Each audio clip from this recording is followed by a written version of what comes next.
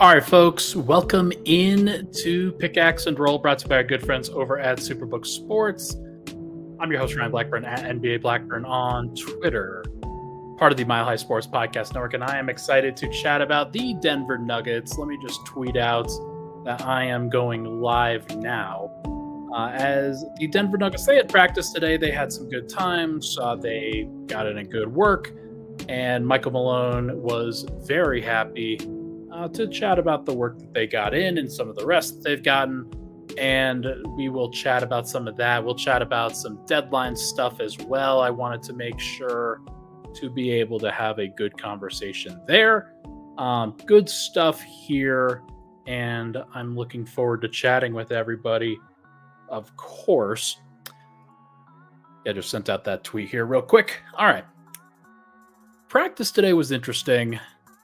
Not too much going on. Not too much. Everybody's trying to get on the road. Everybody's trying to do the thing that you have to do when you go out on the road is you want to get out of that gym as quickly as possible. You got to get your stuff ready at your crib. You got to get your stuff back and then you got to go to the plane. And that's just how the process works when you go on a road trip. We spoke to Michael Malone today. We spoke to Reggie Jackson today. Reggie was very verbose in terms of just how he normally is. And he is a good interview for that reason. He's never not going to give you enough information, which is great. We have problems getting information from everybody else, but never have any problems getting info and getting any analysis from Reggie Jackson. Michael Malone also spoke today. I'm not going to go into too much depth on what they said. There were some things that they talked about, and we'll start with Reggie first. He had the punch pass comment. He was asked today, man, so what were you thinking when Nikola Jokic made the pass in the first quarter of the game yesterday?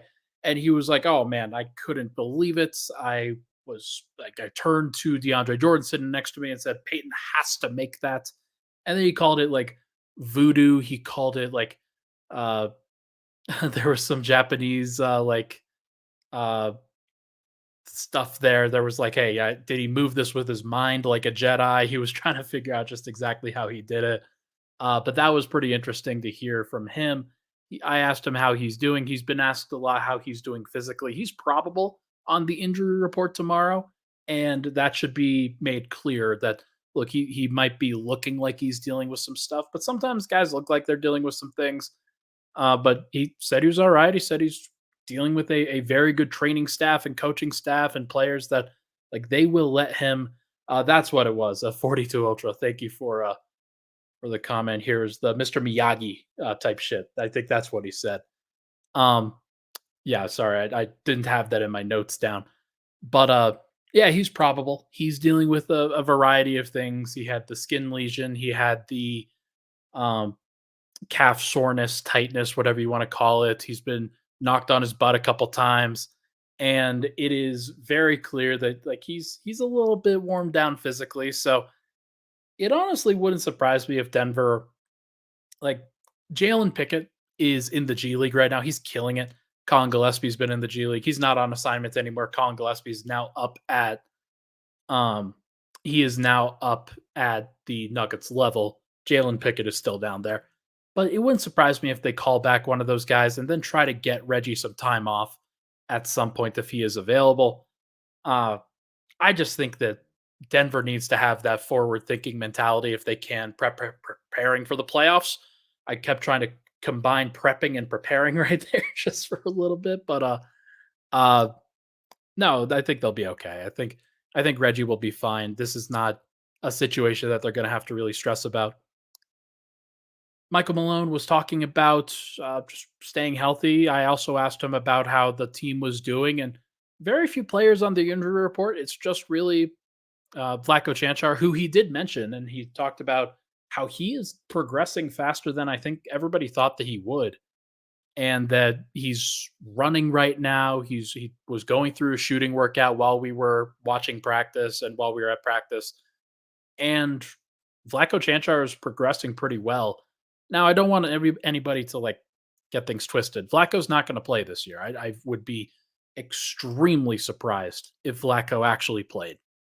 And the reason being is when he sustained that injury in late July, I want to say he like you just do the math on this. 9 months out from that is April, and that's really the earliest you could realistically somebody back, and that's already playoff basketball at that point. So bringing him back and bringing him back from a health perspective is not really a logical option. Now, Denver did apply for the injury exception, according to my friend Vinny Benedetto over at the Denver Gazette. Make sure to go give him a follow. Vinny Benedetto. He's been on the podcast before, and I definitely want to get him back on soon. But he reported multiple sources saying that Denver is going to, like, they've applied for the designated injury exception for Vlatko. There aren't any plans for them to use it or anything like that, but it is interesting to see them at least apply for it, give themselves the option, the flexibility. The rule on that injury exception is that it's only amounts for 50% of what Denver could actually like give Vlatko, like what his salary was. And Vlatko makes about 2.2 million, I think. The injury exception would then be worth 1.1 million, and that is like perforate or prorated, excuse me, across the season. So it's even less than that, really. Um, but I do think that it's good that Denver at least applied for that option. You never know what's going to happen around the trade deadline, and it's going to be interesting to see what Denver actually does. But I'll get into that in the second segment a little bit. Michael Malone was asked about the Golden State Warriors matchup. He said that Denver, they're preparing for it's a different kind of preparation for Golden State than it is for other teams because of all the split cuts that they run, all the switching that you have to do, Steph Curry rules, if you will. Denver and like other teams have also sort of adopted this, but Denver's done a really good job, maybe a better job than other teams in terms of kind of throwing out their game plan and just going with the Steph Curry rules, which basically says if you are on Steph Curry, if you are guarding Steph Curry, then you are not allowed to look at the rim. You're not allowed to look at other actions. You are just going to track Steph. You are going to keep your head on a swivel a little bit in terms of understanding what's going on around you. Like you're not going to be surprised if somebody gives a back screen or anything like that. The team is all about communication of principles and understanding what you're going to do in certain actions. But Denver, they talked a lot about preparing for Steph, preparing for the actions that Golden State likes to run. They'll run those similar actions for Klay Thompson as well, who has been playing better of late. Andrew Wiggins gave Denver buckets last time Golden State was here. So there are reasons to have concern that Denver will win tomorrow. It's a national TV game. It's on the road. Denver hasn't done well on the road, and they have a back-to-back that they have to think about on Friday. So wouldn't surprise me if you get into a situation where Denver's down like 20 and then they just kind of throw in the towel and try to make sure that they can win the home game on Friday against Orlando. But I do think that it's going to be interesting to see how Denver approaches it. Obviously, they've got the advantage inside with Jokic, and now he did start the last game against Golden State 1 of 8, and he finished 4 of 12 from the field. I do think that he's recovered a little bit, but even in the first matchup against Golden State, way back when, like game 8 of the season or something like that, he absolutely struggled a little bit with his touch as well then. So I think that there are reasons to wonder whether they're going to get like the best, most efficient scoring Jokic version possible, especially after like, look, he just went like 26 of 28 or whatever. And like, there is some regression coming there. He's not going to go 26 of 28 every single game. So I think that there will be something coming back down the pipeline, but whether that regression actually means 9 of 15 or if it means 9 of 20, then we'll just have to wait and see. But Murray should have his way in that particular matchup. There's nobody on Golden State that can really shut him down. They just had the news that Gary Payton II is going to be out for several weeks with the injury that he sustained that was reported earlier today. So they are down, and obviously they don't have Draymond. So there is going to be a very interesting mix that kind of comes with it. Now, their younger players will be better at home. and Denver will probably be challenged a little bit there, but we will see what happens. Cedric asks, "How is Aaron Gordon's health?" Aaron Gordon is not on the injury report. Talked to him at practice today. He's pretty happy. He seems like he's got good vibes, and he's just grinning ear to ear. I think he's happy to be there. Shooting pretty well. He shot well last game, so I think he's doing fine. I think it.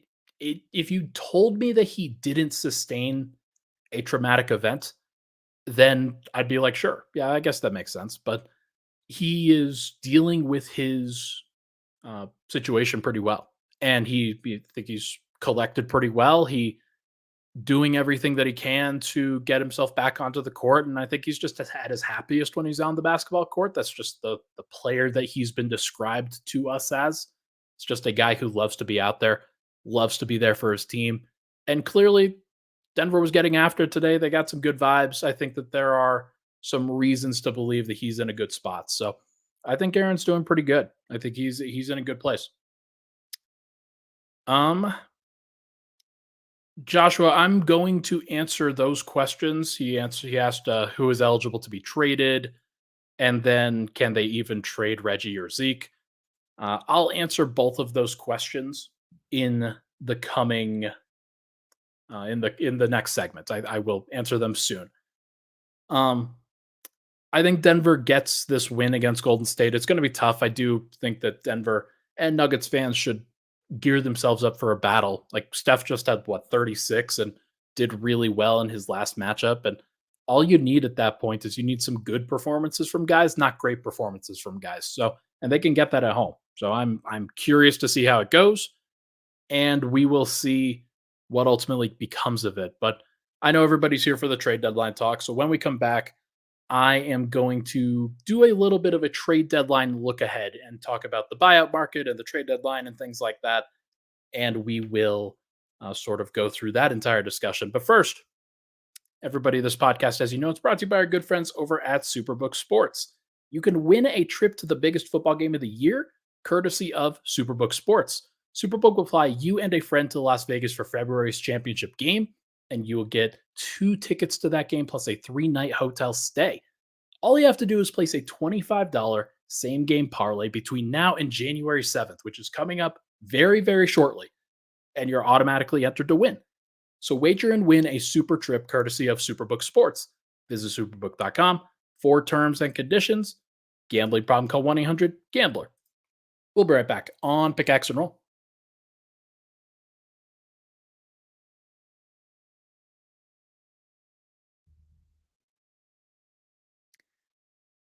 And we're back. Pickaxe and Roll. Ryan Blackburn here. Thank you so much, everybody, for tuning into the show. Really appreciate all the love and support on the podcast. Can it be awesome if you could rate, review, and subscribe to the show? I see a lot of people tuning in. Make sure to subscribe. Make sure to like and subscribe to the channel. And if you end up listening on the audio side, make sure to follow, rate, and subscribe on that side as well. All right. So this conversation was kind of prompted. I had a tweet this morning that was about some odds that I received from a betting company that sent me an email this morning. And I was scrolling through the odds on these different players that were being traded, and some of the odds that, okay, like what is Russell Westbrook's next team going to be? Like that was a weird one. But what is Pascal Siakam's next team going to be? Things like that. And so I was curious, and I stumbled across Bojan Bogdanovic, and Jordan Clarkson, and saw Denver in the top 3 in the odds for those teams or for those guys. I was shocked. I was flummoxed by that. That didn't make much sense to me. And for obvious reasons, if you follow me, I've tried to sort of dissuade everybody from thinking about it in those terms where you've got guys with larger contracts, especially this year. Denver's not going to be able to do that. That's just not going to be something that they find viable. They have too many young guys on cheap contracts and too much money that is tied up to the starting lineup for them to really consider adding another big contract right now.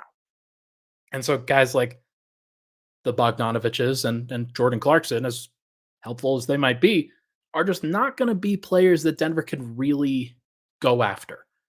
And so I've decided, okay, let me at least talk about this on the podcast. Let me at least talk about this on the show and say, all right, What can Denver actually do?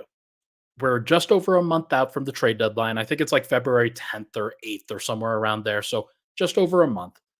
And the league is starting to shape up a little bit into buyers and sellers. There's a couple of intermediate groups there where you've got your contenders like Denver and Minnesota and OKC in the West, and then in the East you've got Boston and Milwaukee and Philly and teams like that. Then there's these couple of intermediate. Or you got your sellers as well. You've got the four teams that are at the bottom of each conference that are horrible. You've got San Antonio and Portland in the West. You've got Charlotte, Washington, and Detroit in the East. So those five teams are your clear cut sellers. The other teams that are kind of on the outside of that play in race that are sort of coming to grips with reality a little bit. Here are the next five names, the next five teams that are just outside of the play in race and may not even get back into it. You've got Utah, Toronto, who already traded OG Anunoby, Memphis, Atlanta, and Golden State. Interesting. Okay, so you've got some teams that had higher expectations this year. Memphis, I think, knew that they would start pretty slow, and they're starting to get back on track with John Morant, but it might just be too late for them. So we'll just put them to the side. Utah knew that they were going to be bad. They knew that they were going to be in that 12 seed ish. Like they were not going to be better than this. And so you see names like Kelly Olynyk, Taylor Horton Tucker, Jordan Clarkson, those kinds of names thrown out a little bit. Even Larry Markkinen had his name thrown out a little bit in terms of as a player that could be traded. Toronto already made their deal, and they might make another one with Pascal Siakam. We'll see what they ultimately do. Memphis, like I said, we'll put them to the side. Atlanta and Golden State are the interesting ones. Golden State, they probably can't sell, can they? Not realistically, not with Steph Curry on their team. Like you're still going to try to buy, you're still going to try to get into the playoff race, kind of like what the Lakers did last year, where the Lakers were outside of the play in and then they fought themselves not just into the play in, but up to seventh and nearly exceeded it with the way that they played in the second half of the year after the trade deadline. So Golden State probably going to be aggressive. They're probably going to try to figure out how they can salvage their season a little bit. Maybe they trade Draymond. Maybe they try to turn him into somebody positive, or maybe they turn some of their young guys into players that can help them now. I'm not sure. Maybe it's a Pascal Siakam destination. Who knows? But I do think that the most interesting team right now is Atlanta. Atlanta's a very fascinating team because they clearly have not made it work. Like they had a lot of like hopes and dreams and desires for them to be the best version of themselves, and that just has not happened. Trey Young, DeJounte Murray doesn't work. Like I think we can all express that they were not that good. And they're also a team like with Jalen Johnson, who's a young guy there, who like they're going to try to get him as many options to play as possible.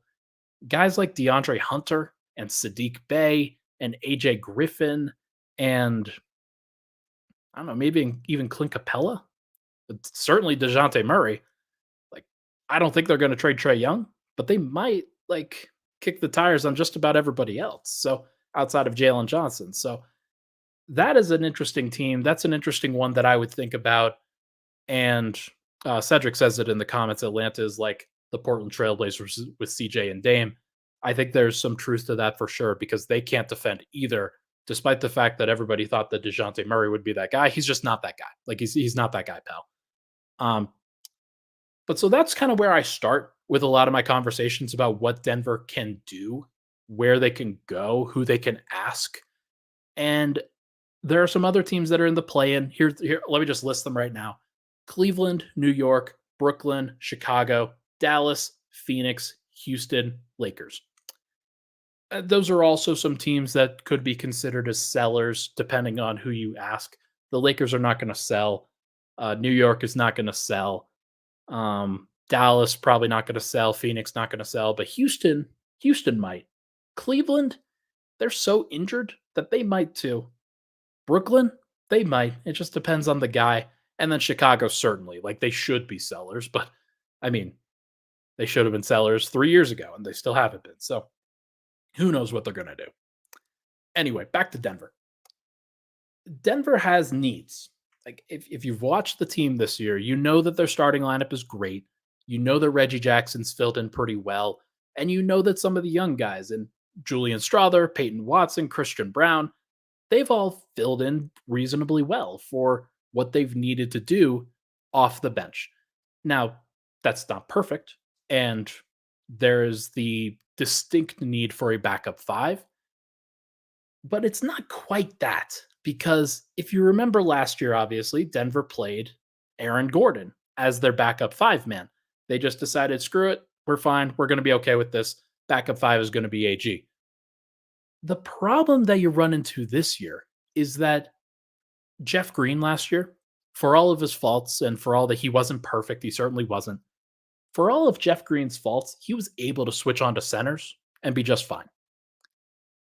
Denver in those lineups without Jokic and AG at center, they do not have another guy that can really guard fives. Michael Porter, maybe, but like that means that you're staggering both of your starting forwards, which is not a great idea either. So it just changes up your playoff rotation so much. Peyton Watson will do his best, but my guy Swipa, who's been in the fan camp for Peyton Watson for as long as I can remember, he is talking about him as maybe a starting two, not somebody who can switch on to fives consistently. So I think that in order to use his skill set at his best, you might need to add some other backup forward, some other guy that maybe you're not playing him all the time at the five. Maybe they're really a four, but like you got to at least consider the idea that they could play the five as well or switch on to a five and be big enough that they don't get bullied in that position. And then the other thing that they could certainly use a backcourt scoring upgrade in the bench because Denver's offense, when Jokic goes to the floor, uh, it is not good. I pulled these numbers earlier today and just want to go back to them. Here are Denver's on off net ratings with Nikola Jokic.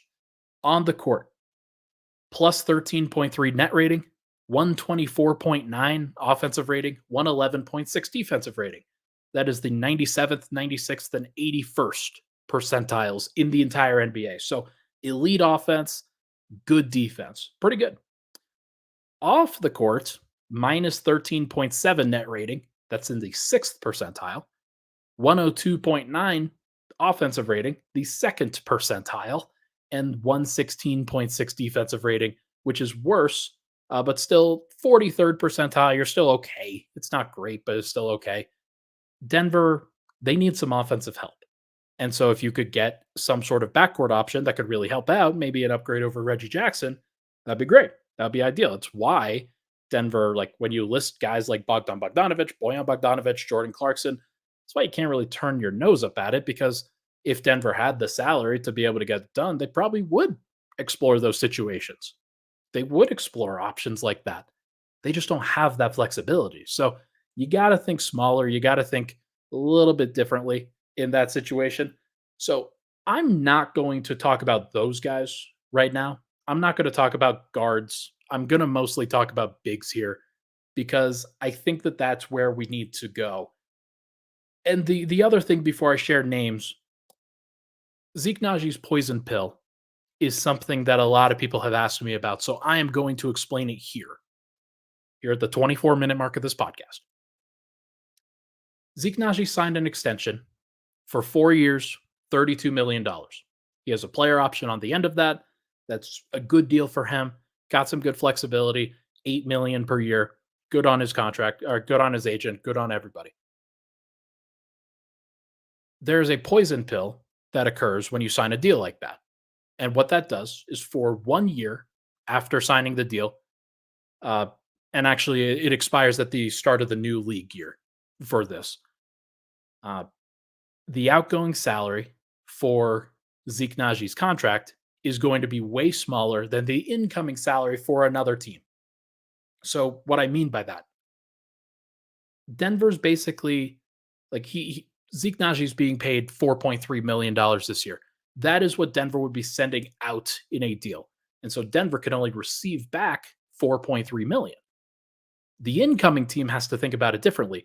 They receive $7.2 million is the salary figure while the poison pill is in effect. And so the average that and so basically how they calculate that. That is the average of his 4-year, $32 million salary plus the extra year this year and $4.3 million. So it's basically 36.3 divided by 5. And that's how you get to 7.2. Um, so that is what happens. And so what that means is that a team that trades for Zeke Naji can't just send back $4.3 million for Denver because then it won't be a legal trade. And the reason why they can't do that is because all of the teams are over the cap. Every single team is over the cap except for one. Except for one team. There is one team in the entire NBA that is not over the salary cap that does have the amount of flexibility to trade for Zeke Naji. It's the Indiana Pacers, which I don't know if that makes a difference. I don't know if the Pacers would be interested in doing anything like that. They might want that flexibility. They might want the flexibility to kind of play around with that cap space a little bit. It's like good on them for having that flexibility and taking that into the trade deadline here because that would be interesting for them to be able to use. But for Denver, the idea that they could make a deal with the Indiana Pacers, send out Zeke Naji, and take back somebody who could be a helpful option for them is interesting. And then it got me thinking, man, there is an actual logical deal here that could take place. What about Zeke Naji and Julian Strother for Andrew Nemhard and Jalen Smith? Najee and Strother go to the Pacers. Strother is the key get for Indiana in that situation. And it might be like, oh man, everybody's just frustrated that Denver would give up on Julian Strother, their shooting wing. Strother is the heir apparent to Buddy Hield for the Pacers in that situation. Buddy Hield's on an expiring contract. He already requested a trade. This is a situation where Indiana, rather than having to retain a guy like Buddy Hield, they can go use their cap space on somebody else in the front court that's going to help them, and they can add in Julian Strother, somebody that they could play and be the shooting spacing guy that a team like Indiana is going to want around Tyrese Halliburton. Then they get Zeke Naji as well in that situation. And Denver gets back Andrew Nemhard, who is probably the best approximation of Bruce Brown that Denver could want as a backup point guard option. He's a guy that plays great defense. He can move the ball. He's a bulldog. He's going to be smart. He can shoot a little bit. I'm not sure that Indiana is going to want to trade him a ton, but they also have TJ McConnell, who they really trust, who they really like. And maybe with Bruce Brown already there, maybe they're like, you know what, Andrew Nemhard, we are willing to like give you up so that we could get a 3-point spacing threat on the wing that pairs next to to Tyrese Halliburton a little bit better. And then Denver gets back Jalen Smith, who's more of a traditional 5 than somebody like Zeke Naji is. And it means just a little bit better of a fit, a cleaner fit for both of those teams, I think. So that is one trade idea. It's one, and it is probably not going to happen. It's probably like completely infoul, like completely dumb. I bet that Calvin Booth has already considered something like that. And he's like, nah, we'd rather have the guys that we have. And even if he did call a team like Indiana, they're probably like, nah, we like the guys that we have. Just keep it in the back of your head. The only team that realistically could trade for Zeke Naji this year is Indiana. And if Indiana isn't going to be the team that does it, then Zeke Naji will be a nugget, I believe, for the foreseeable future. Now, going to some other names, and I'll drop these out here, and then we'll hit the road. I've seen Kelly Olynyk. I've seen him pop up on the trade discussions in the chat here. He'd be great. He'd be an understandable option for Denver. He makes too much money. It's just not going to work logistically. It's the same conversation as with the Bogdanoviches and Jordan Clarkson, excuse me. It's just not going to happen. Denver can't really make that work. Andre Drummond, though, they could make work. Andre Drummond makes like 3.5, 4 million, somewhere around there. They could make that trade happen. And if they really wanted to, they could offer up something that Chicago would be pretty stupid to refuse. Now, does Denver want to do that? Do they want to trade some of their wing resources, some of the young guys that they have? Let's say it's Strother. Like, would you trade Julian Strother and I don't know Vlatko Chanchar for Andre Drummond? Like, would you do that? That's tough. That's a really stressful thing because if you're Denver, the prospect of having Julian Strother in your system for the next 5, 6, 7 years is kind of nice. But if this trade makes you a better team and gives you a better chance to win a championship this year, there's also something to be said for that too. So I think that that's the conversation that everybody has to have about these bigs, about these backup bigs. Is are you willing to give up some of the young guys? Are you willing to give up Jalen Pickett? Maybe you're willing to give up Hunter Tyson. Maybe you're willing to give up Julian Strother. Every team's going to ask for Julian Strother because they're going to be like, cool, a 3 point spacing wing that has some size, that has shown something on the defensive end, like he's not a liability there. They're going to want him. Every team's going to ask for him. So that's just the conversation that you're going to have. And I think it's a fair one. I think is a fair line to draw in the sand for everybody. But if Chicago asks for Julian Strother in an Andre Drummond trade, I think Denver probably says no, which is why something like this probably doesn't happen. So take that with a grain of salt. Nick Richards, a name that I've been throwing out there for Charlotte. He would be a great fit in Denver, I think. He is a good above the rim option for Denver in the pick and roll, and he rebounds like crazy. He also protects the rim. So I would love to have Nick Richards on this team. Just the way that he played against Denver and the way that he continues to carve out a role for himself by working hard and doing the things that nobody else wants to do as a big man is very, very important. So I'd love him. Day'Ron Sharpe, same thing. He'd be a great option, although I think Brooklyn is slowly kind of finding that he's a better fit for their team than Nick Claxton is, which is kind of interesting. So Denver can't really trade for Nick Claxton, like he makes too much money. And then Day'Ron Sharpe, if they don't want to give up Day'Ron Sharpe, Denver's probably not going to be able to afford it. So it's a name that I'll throw out there that Denver should be trying to get.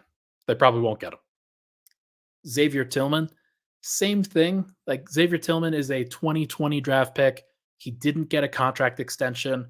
I wonder if he's a little bit available in Memphis because they've been starting Bismack Biyombo over him, somebody who wasn't on a roster at the beginning of the season. Biyombo's been great. He's helped them kind of turn things around. But Tillman didn't play in the last game. Tillman was, I think, a healthy scratch. So he'd be somebody I'd be interested in getting. That would be a player that I think Denver could realistically play next to Jokic at times, like just in a bigger lineup. I don't know if that would happen all the time, but it's at least something interesting to think about. Mike Muscala is a name that people are going to be like, why did you throw out Mike Muscala, dude? That seems dumb. He's not really playing a ton for Washington right now. They've decided they want to go with Danilo Gallinari as their floor spacing five. Muscala hasn't played great, but he was a good option for OKC in each of the previous 4 years that he was with OKC. Then Boston decided to trade for him. Then they didn't play him at all. So I don't know if there's something that Boston found that they're like, yeah, we don't really like this option. But then he went to Washington in that trade for Kristaps Porzingis, and that was basically it. So we will see what happens. Mike Muscala is an interesting guy. He would be an interesting kind of pick and pop five for Denver, kind of in the mentality of a Kelly Olynyk, but certainly not as proven, not as good, and has more defensive holes in his game. I just talked to Houston Rockets correspondent Jackson Gatlin on the alley-oop. He was talking about Jock Landale and how he had fallen out of the rotation despite signing that 4-year, $32 million contract himself. Identical contract, by the way, to what Zeke Naji signed. I don't think that Denver can afford Jock Landale, but if there was a way to flip Landale and Zeke Naji, then maybe it happens. I don't know, but I know Nuggets fans craved Landale during the offseason last year. It didn't end up happening, but he would be an interesting option. And if Denver could get him, he would fit. He would fit pretty well. And one other name from Memphis, Santi Aldama. I don't think that he is going to be available, but he's kind of a pick and pop big, somebody who's a little bit more versatile. somebody that I like, somebody that would be interesting. Not sure if he would fit into a playoff rotation or not, but I like the way that he plays, and he is good enough offensively to kind of connect some things for the team, especially if they just ran pick and roll with him or posted him up a little bit. There are some things that he can do. So would be interested with that. And then five more names I'll throw out that are kind of forwards and guards. Sadiq Bey, Torrey Craig, Yuta Watanabe, Javon Carter, and Chris Dunn. These are names that I think could play for Denver in a pinch in the playoffs. I don't know if they actually would. I don't know if this is the right thing for Denver to be spending their money on, but somebody like Sadiq Bey, he is good enough to start in Atlanta, but they are kind of going in a weird direction right now. And I wonder if Bey is somebody that they are willing to let go of because they do not want to pay him. I don't think anybody really wants to give Sadiq Bey his next contract. So he's going to go to restricted free agency next year and probably be one of those guys that's an odd man out, despite the fact that he's better than the contract that he's about to get. So I wonder if Denver could kind of get in on that and get him for a year, get him as a rental, and be like, hey, we'll give you a couple second round picks here. We'll trade for this guy and see what happens. And he'd be an interesting name for Denver, kind of an offensive counterpart to Peyton Watson in some ways, where if Denver's struggling a little bit to score while Peyton Watson is out there, Sadiq Bey makes some sense. Space the floor, can hit some threes, can drive, can do a little bit of extra stuff, and just a professional basketball player. So we will see what happens there. Like I said, with Torrey Craig, there's familiarity with there. I don't think anybody needs me to explain how good Torrey Craig would be in Denver. Yuta Watanabe hasn't really played with Phoenix, kind of in and out of their rotation. Wouldn't surprise me if they decided we need to shift things up a little bit. We need to rock the boat a little bit. Utah's not really playing. Let's see if we could trade him. Let's see if we could get somebody else. So I wonder if there's something there. With those names, though, and with Javon Carter and Chris Dunn, one of the things that I keep having to remind myself is that Justin Holiday is just sitting on Denver's bench right now. Denver's doing everything that they can to get the best possible development that they can for Christian Brown, Julian Strawther, Peyton Watson, and they're doing the right thing. They're getting those guys reps and experience while also knowing that Justin Holiday might be the trusted option in the playoffs. Now, he might not be, but when I think about who Denver could trade for, who they could acquire, I don't just think about who would be good. I think about who's actually better and more valuable and gives Denver more utility than Justin Holiday. Because there's not a lot of guys like that. There's just not. So I wonder if that is also part of the calculus with Denver. And it's why Denver may not decide to do anything. They may not decide to trade for anyone. All of Denver's roster spots are kind of spoken for right now. Think about the back end of their rotation.